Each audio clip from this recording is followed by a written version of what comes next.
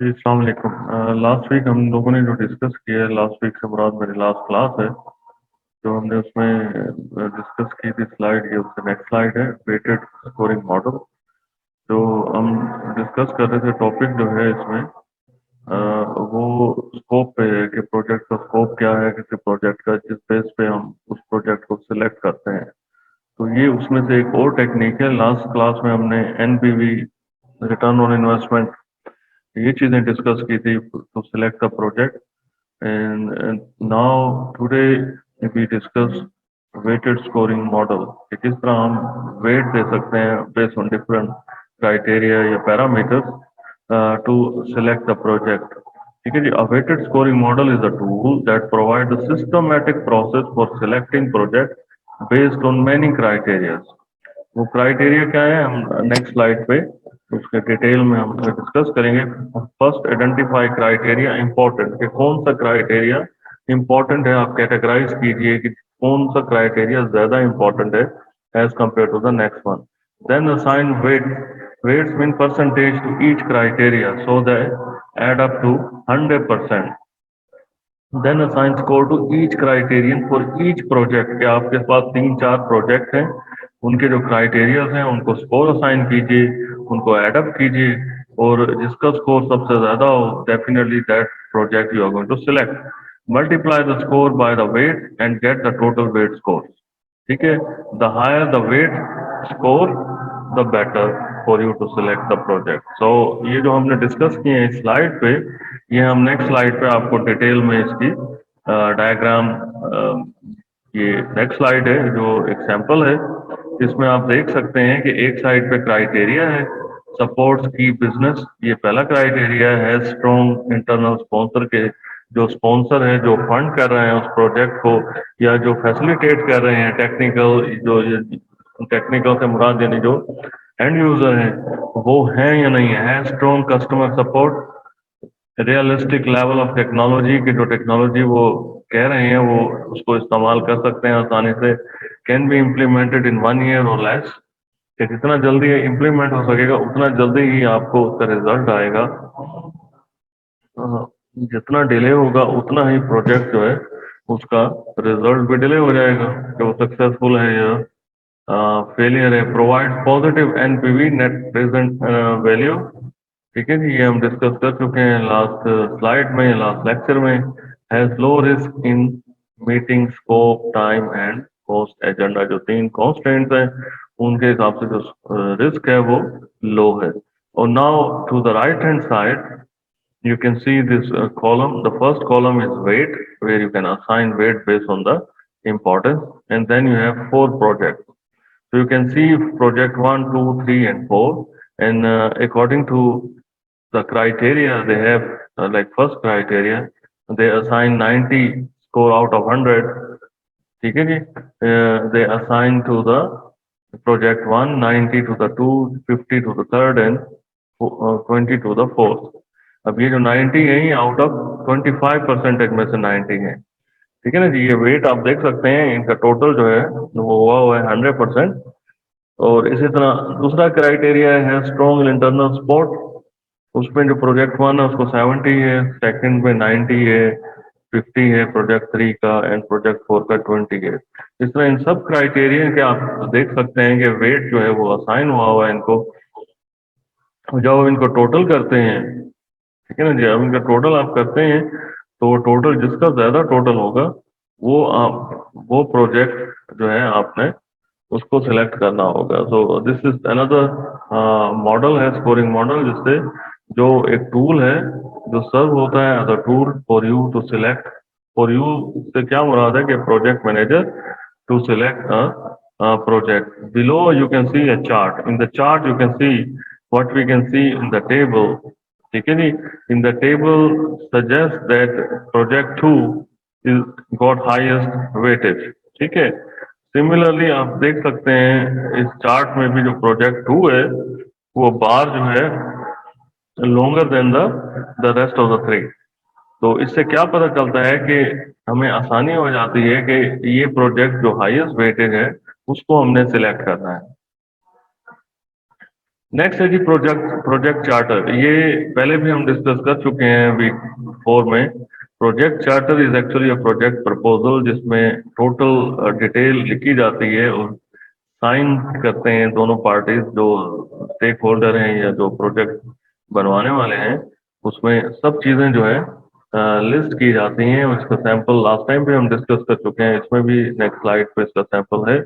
After deciding what project to work on it's important to formalize a project. जब आप ये select कर लेते हैं based on previous techniques we discuss like scoring model या net return on investment या analysis पे, ठीक है ना जी, कि कौन सा प्रोजेक्ट आपने सिलेक्ट करना है, उसके बाद आपने नेक्स्ट जो फेज होता है वो चार्टर यानी start with the project charter या प्रपोजल। अब ये है क्या? Project charter is the document that formally recognises the existence of a project, के प्रोजेक्ट जो है वो एग्जिस्ट करता है जिसको आपने आइडेंटिफाई किया है और आपने अपना इंटरेस्ट शो किया है उस प्रोजेक्ट पे काम करने के लिए, and provide direction on the project objectives, उस प्रोजेक्ट के ऑब्जेक्टिव्स क्या है, and management how you are going to manage that project in terms of cost, people and budget. Key project stake holder should assign, उस पे लोग assign किए जाते हैं जो कि उनके नाम लिखे जाते हैं कि कौन कौन लोग हैं जो इस प्रोजेक्ट पर काम करेंगे। उनका एक्नॉलेज एग्रीमेंट लिया जाता है जो कि इंटेंशन शो करते हैं उस प्रोजेक्ट पे काम करने की। जैसा मैंने आपको बताया प्रीवियस स्लाइड पे, this is the sample we have discuss in week number 4 also project charter, how the project charter look like, या प्रपोजल जो आप अपने पीवाईपी जो है फाइनल ईयर एफवाईपी के प्रोजेक्ट जो आप सबमिट कराएंगे, this is how the proposal should look like. The first thing is the title, जो प्रोजेक्ट क्या है उसका टाइटल क्या है, date start and date finish, ठीक है जी। प्रोजेक्ट मैनेजर कौन है, उसका नाम, phone number and email. Then project objectives, कि इस प्रोजेक्ट के ऑब्जेक्टिव्स क्या हैं, क्या आप करने जा रहे हैं, अप्रोच, किन अप्रोच को अपनाते हुए आप इस प्रोजेक्ट को कंप्लीट करेंगे। Then the role, each and every member their names, उनका रोल क्या है, वो सीईओ है, प्रोजेक्ट मैनेजर है, प्रोग्रामर है, क्या कर रहा है, and responsibilities. In the end comments हैं, जो मीटिंग्स होती हैं, जो फाइनलाइज चीजें होती हैं, उसमें you can see the sign of those people, the signature, they sign it here to acknowledge that this is the project they are going to work on, ठीक है ना जी। और कमेंट्स में उनके जो भी रिजर्वेशन होती हैं या जो भी उनके सजेशंस होती हैं उनको इसमें ऐड कर दिया जाता है।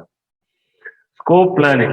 A scope statement is a document used to develop and confirm a common understanding of the project. Scope से क्या पता चलता है कि ये प्रोजेक्ट कर क्या सकता है, what this project can do, ठीक है ना जी, किसके लिए बनाया गया है, क्या इसकी फंक्शनैलिटीज होंगी और किस तरह ये प्रॉब्लम को सॉल्व करेगा। So this all those things comes under, falls under scope. पहले फर्स्ट चीज जो है जस्टिफिकेशन है कि क्यों ये प्रोजेक्ट की जरूरत क्यों पेश आ रही है। देन ब्रीफ डिस्क्रिप्शन है कि वो प्रोजेक्ट करेगा क्या या किस तरह उस प्रॉब्लम को सॉल्व करेगा जो आपने आइडेंटिफाई किया। देन समरी है कि क्या क्या उस प्रोजेक्ट में फंक्शनैलिटीज होंगी। Statement of what determines project success, और किस तरह आप उस प्रोजेक्ट को सक्सेसफुल बना सकते हैं by giving a statistical analysis, जैसा कि रिटर्न ऑन इन्वेस्टमेंट है, financial analysis, not statistical analysis, financial analysis के रिटर्न ऑन इन्वेस्टमेंट है, एनपीवी है, जिनसे आप बता सकते हैं कि ये प्रोजेक्ट जो है going to be successful. Next है जी scope planning in the work breakdown structure. जब आप स्कोप डिसाइड कर लेते हैं then you have to plan it कि किस तरह उसको आपने लेके चलना है आगे। And then work breakdown structure, आप टास्क जो है वो असाइन कर देते हैं लोगों को ताकि resources, cost and budget time जो है वो अकॉर्डिंगली जो है इस्तेमाल हो सके। गुड स्कोप डेफिनेशन क्या है, helps to improve the accuracy, क्योंकि आप उसमें लोगों का रोल असाइन कर देते हैं, डिफाइन कर देते हैं, रिस्पॉन्सिबिलिटीज फिक्स कर देते हैं, जिससे ये टाइम, कॉस्ट एंड रिसोर्स जो है उसके एस्टिमेशन में आसानी हो जाती है। डिफाइन द बेसलाइन के उसकी रिक्वायरमेंट क्या है, कितना बजट उसके लिए दरकार है, ठीक है ना। Aids in communicating clear work responsibilities, दूसरा ये है कि ये असिस्ट करता है आपको और दूसरे लोग जो प्रोजेक्ट पे काम कर रहे हैं, क्योंकि उनकी responsibilities are listed in the charter कि उन्होंने करना क्या है। The work breakdown structure continue from the previous slide. WBS is a deliverable oriented grouping of the work involved in a project. that defines the total scope of the project. जो आप एक project decide कर लेते हो, उसका scope define कर लेते हो, उसके बाद आपने टास्क को असाइन करना है। तो ये work breakdown structure, let's say planning में जो टास्क हैं या एनालिसिस में जो टास्क हैं या प्रोग्रामिंग में जो टास्क है वो असाइन हो जाती है, जिससे आपको आसानी होती है टाइम एस्टिमेशन में और लोगों को क्वेश्चन करने में कि आपने ये काम टाइम पर करना है और टाइम पर ही ये काम जो है डिलीवर होना है। It is a foundation document in project management because it provides the basis for planning and managing project schedules. जैसा मैंने आपको बताया है कि जब हम वर्क ब्रेकडाउन स्ट्रक्चर बनाते हैं उसका मकसद ही यही है कि आप एक तो कैचअप कर सकें विद द टाइम कॉस्ट। जब आप टाइम के साथ कैचअप कर लेते हैं तो बाकी दो चीजें जो हैं वो उससे लिंक हैं, cost and changes if there is any change need to be made. Approaches to developing WBS या work breakdown structure, guidelines use कीजिए। डिफरेंट ऑर्गेनाइजेशन में गाइडलाइंस हैं जिनको यूज किया जाता है। DoD है provide guidelines for preparing WBS। Analogy approach है review WBS of similar projects के, जो पहले प्रोजेक्ट्स पे काम हो चुका है उनके WBS को यूज किया जाए एज टेम्पलेट एंड उसमें थोड़ी सी स्लाइटली मॉडिफिकेशन की जाए। Top down approach, start with the largest item, like किसी हर कंपनी में एक हायरार्की है, टॉप पे मैनेजमेंट है और below the workers or departments कह लीजिए। तो और ये जो टॉप डाउन अप्रोच है start from the boss and comes down to the workers or the departments. Bottom up approach है start with the detailed task, जो in different departments में task required हैं to do, and then goes up to the top where they have a top management. Basic principle for creating WBS, a unit of work should appear at only one place। कि एक बंदा जो काम कर रहा है redundancy उसमें नहीं होनी चाहिए कि एक बंदा काम कर रहा है दूसरा भी उस पर काम कर रहा है तीसरा भी उसी पे काम कर रहा है। तो ये WBS बनाने का मकसद यही है कि रोल जो है वो ट्रांसपेरेंट और असाइन हो और सब देख सकें कि कौन क्या कर रहा है इस प्रोजेक्ट में। Work content of WBS item is the sum of the WBS items below. ठीक है ना जी, जो वर्क कंटेंट है जो उसमें आपने काम करना है डिफरेंट टास्क पे उनका सम अप होता है ये, क्योंकि एक टास्क है उसकी सब टास्क हैं आगे। WBS item is the responsibility of only one individual, even though many people may be working on it, लेकिन जो रिस्पॉन्सिबल है वो एक बंदा है। ठीक है ना, ये सब होता है। तो आपको टास्क असाइन में आपने आगे असाइन किए थे answerable to you and then you are answerable to the project manager. WBS must be consistent with the way in which work is actually going to be performed. Consistency से क्या मुराद है? Like planning है उसकी task है, then analysis है, then design है, then implementation या maintenance है। Each WBS item must be documented। क्या आप जो काम कर रहे हैं it should be documented। ठीक है ना जी, and convey to the top management ताकि उनको पता चल सके कि आपने कितना काम कर लिया है और आपकी जो responsibilities हैं या task है उसका status क्या है। WBS must be a flexible tool to accommodate inevitable changes। अगर उसमें कोई change आती है, delay आता है, तो it should be accommodated while properly maintaining control of the work content, कि बाकी task या roles जो है उससे disturb ना हो। तो ये इसका मकसद है, इसी वजह से ये असाइन किया जाता है ओनली वन इंडिविजुअल, ताकि दूसरे इंडिविजुअल्स जो हैं अगर एक इंडिविजुअल्स को कोई चेंज की वजह से एकोमोडेट करना है तो बाकी जो लोग हैं वो अपना काम जारी रखें। This is one of the example या sample कह लीजिए intranet WBS organized by a product। Like on the top you can see intranet, below you can see website design, home page design, marketing pages, sales pages, and then each page got text, image and hyperlinks। Then there is another sample, we have intranet project concept कि वो project है क्या, उसका design कैसा है, development किस तरह की गई है, roll out and support. Then evaluating current system के जो एग्जिस्टिंग इस टाइम क्या है relevant to that project, define requirement, define functionalities कि क्या उस वेब प्रोजेक्ट में होना चाहिए, रिस्क क्या है, आइडेंटिफाई द रिस्क, उसको किस तरह मैनेज करना है, develop project plan, brief web development team के जिन लोगों ने वेब डिज़ाइन पे काम करना है उनको ब्रीफ किया जाए, जिसके बारे में फंक्शनैलिटीज़ क्या होनी चाहिए, रिक्वायरमेंट्स क्या होनी चाहिए, और एग्जिस्टिंग जो है वेबसाइट इस टाइम मार्केट में जो एग्जिस्ट कर रही हैं उनसे similar. Then define user requirement के जिनके लिए बनाई जा रही है उनकी रिक्वायरमेंट क्या है, what they are looking for on the internet. Define content requirements, किस तरह टेक्स्ट इमेज है या पिक्चर है इमेज है उसको किस तरह आपने ऑर्गेनाइज करना है, उसकी रिक्वायरमेंट क्या है, and then define server owner who will be the web master to manage all these contents.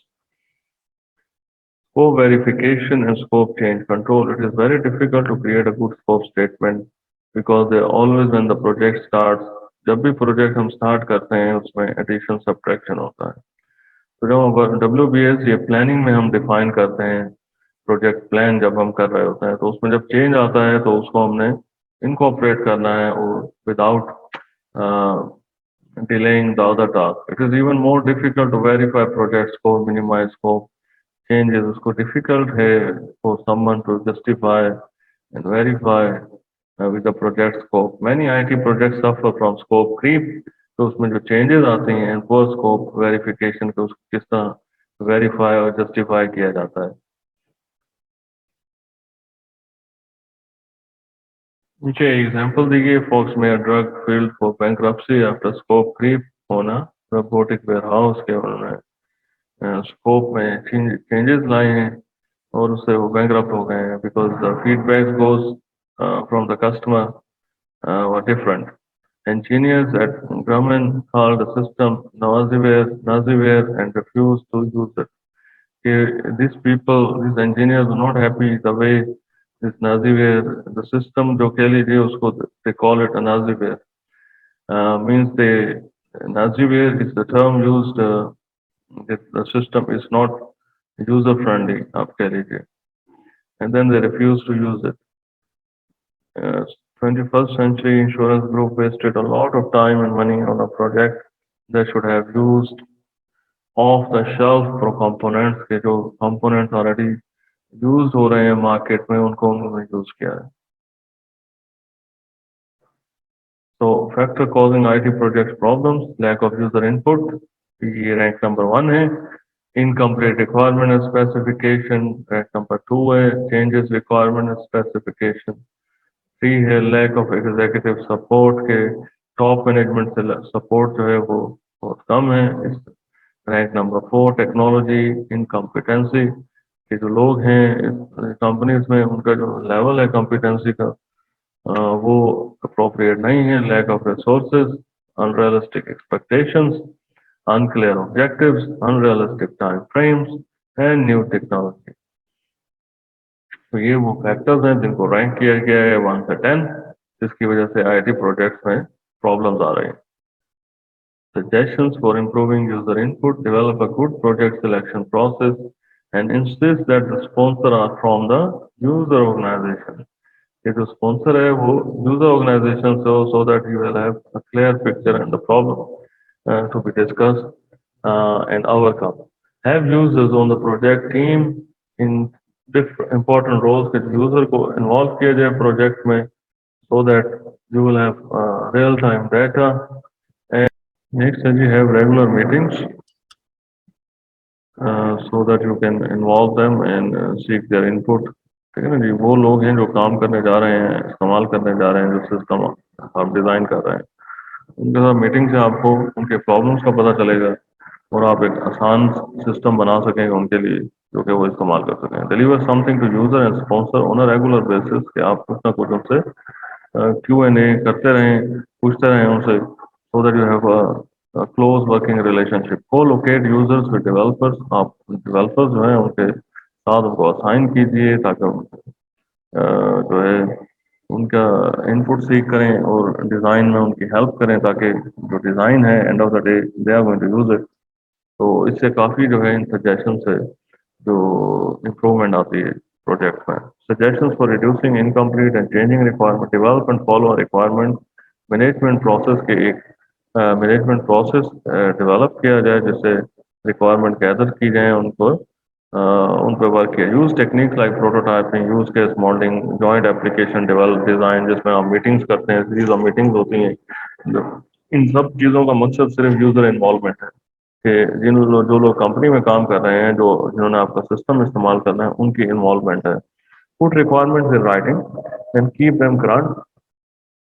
Current से क्या मुराद है, उनको अपडेट करें कि ये रिक्वायरमेंट्स हैं जिन पे हम काम कर रहे हैं। Provide advocate testing and conduct testing through out the project life cycle. जब आप डिजाइन कर लेते हैं कोई चीज़ को, टू टू टू वैलिडेट और वेरीफाई, आप करते क्या है कि टेस्ट कंडक्ट करते हैं और उनकी इनपुट सीख करते हैं। Review changes from a system perspective, जब आप चेंजेस जो सजेस्ट की गई हैं उनको रिव्यू करते हैं, अगर वो एप्लीकेबल हैं तो उनको यूज किया जाता है या इस्तेमाल किया जाता है या इंक्लूड किया जाता है। एम्फोसाइज कंप्लीशन डेट्स, आप एम्फोसाइज करते हैं अपने कोलीग से, टीम मेंबर से कि वो stick to the dates decided in work breakdown structure, उसी हिसाब से वो काम करें और उन डेट्स पे उन चीज़ों को डिलीवर करें। Allocate resource specifically for handling change request and enhance, means के कोई भी चेंज रिक्वेस्ट है उसे उसको मद्देनजर रखते हुए एलोकेट कीजिए रिसोर्सेज, ताकि वो चेंज जो है, ये ना हो कि चेंज एक्सेप्ट तो हो जाए लेकिन उस चेंज को इम्प्लीमेंट करने की वजह से प्रोजेक्ट डिले ना हो। सॉफ्टवेयर हैं असिस्ट करते हैं जो प्रोजेक्ट को में, एक वर्ड है जिसमें आप टाइप करते हैं, चार्टर लिखते हैं, पॉइंट फॉर्म में लिखते हैं। नेक्स्ट स्प्रेडशीट है जिसमें एनपीवी रिटर्न ऑन इन्वेस्टमेंट जो हम डिस्कस कर चुके हैं लास्ट वीक, वो उसके लिए स्प्रेडशीट में एक्सेल है। कम्युनिकेशन सॉफ्टवेयर लाइक ईमेल है, व्हाट्सएप है, ठीक है ना जी। जूम है, मीटिंग्स आप कर सकते हैं जूम से। प्रोजेक्ट मैनेजमेंट सॉफ्टवेयर है जिससे आप, ये गांट चार्ट है या पर्ट चार्ट है, ठीक है जी, ये बना सकते हैं। ये गैंट चार्ट जो है, ये graphical activity network time table है, ठीक है, जिससे आपको पता चलता है कि कौन से टास्क कब स्टार्ट होना है, कब उसमें एंड होना है। इस तरह पर्ट चार्ट है जो कि प्रोजेक्ट एवेलुएशन रिव्यू टेक्निक है। ये दो चार्ट्स हैं जो हम आसानी से प्रोजेक्ट मैनेजमेंट सॉफ्टवेयर है माइक्रोसॉफ्ट प्रोजेक्ट, उसमें हम ये क्रिएट कर सकते हैं work breakdown structure and this chart we are discussing right now. ठीक है जी, रिकैप है, ये वो पॉइंट्स हैं जो हमने इस पर्टिकुलर हैंड आउट में डिस्कस किए हैं। और ये हैंड आउट भी जो है आपके इंक्लूडेड है जो मिड टर्म हो रहा है, ठीक है ना जी। तो इसमें 30 मिनट्स का जो है 30 मार्क्स का जो है मिड टर्म है, जिसमें से 10 जो है ऑब्जेक्टिव है और बाकी 20 जो है उसमें सब्जेक्टिव है। लॉन्ग क्वेश्चन है और शॉर्ट क्वेश्चन। ठीक है जी, ऑल द बेस्ट, शुक्रिया।